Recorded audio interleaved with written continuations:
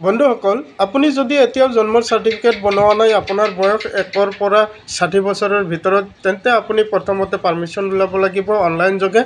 গতিকে আপুনি প্ৰথমতে ই ফৰ্ম আছাম লগ ইন কৰিব গুগলত গৈ। তাৰপিছত আছাম ষ্টেট পৰ্টেল ইয়াতে লগ ইন কৰিব। আৰু আপুনি লগ ইন কৰাৰ পিছত welcome to Assam online service, ইয়াতে আপুনি ইমেইল এড্ৰেছ আৰু ইউজাৰ নেম টাইপ কৰিব লাগিব। যদি আপোনাৰ আগৰ পৰাই ৰেজিষ্ট্ৰেশ্যন কৰা আছে, তেন্তে আপুনি ইয়াতে আপোনাৰ ইমেইল এড্ৰেছ আৰু ইউজাৰ নেমটো এণ্টাৰ কৰি দিয়ক।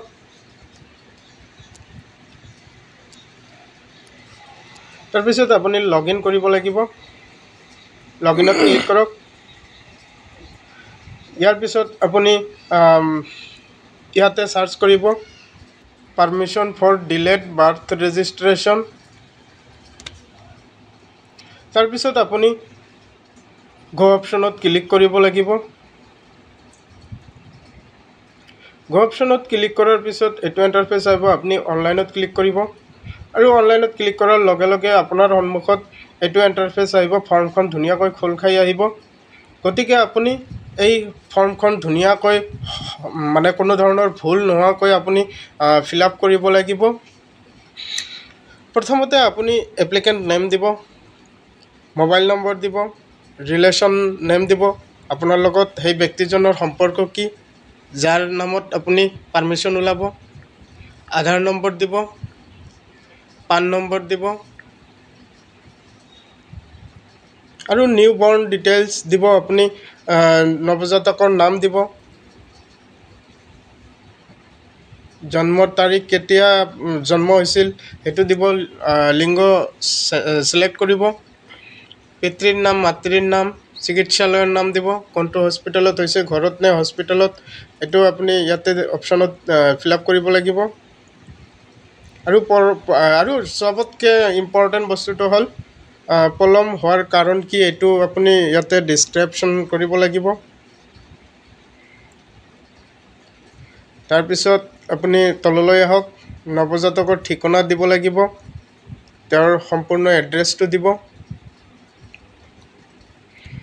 আৰু একেবাৰে লাষ্টত চাওক এটাচমেণ্ট ডকুমেণ্ট। ইয়াতে ডকুমেণ্ট কিছুমান আপলোড কৰিব লাগিব। প্ৰথমতে আপুনি এপ্লিকেশ্যন ফৰ্মখন ফিল আপ কৰি চহী কৰি আপুনি আপলোড কৰি দিব লাগিব। দ্বিতীয়তে আপুনি সেই য'ত জন্ম হৈছে হস্পিটেলত, তাৰ পৰা এখন লৈ অনা জন্মৰ প্ৰমাণ পত্ৰ আপুনি আপলোড কৰিব লাগিব।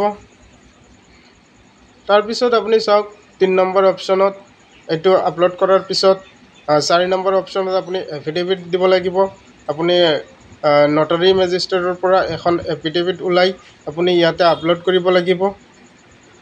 আৰু 5 নম্বৰত আপোনাৰ জন্ম সম্বন্ধে যিকোনো নথি পত্ৰ থাকিলে সেইটো আপুনি ইয়াতে আপলোড কৰিব লাগিব।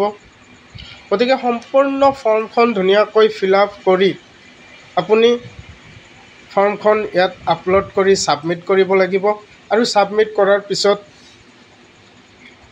এটা ফিজ পে'মেণ্ট কৰিব লাগিব।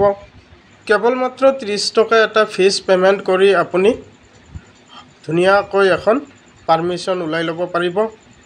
গতিকে বন্ধুসকল, এতিয়াও সময় আছে। আপোনালোকে কোনো অফিচত নোযোৱাকৈ অনলাইন যোগে আপুনি পাৰ্মিশ্যনখন ওলাই ল'ব লাগিব। তাৰপিছত পাৰ্মিশ্যনখন ওলাই লোৱাৰ পিছত আপুনি বাৰ্থ চাৰ্টিফিকেটৰ কাৰণে এপ্লাই কৰিব লাগিব।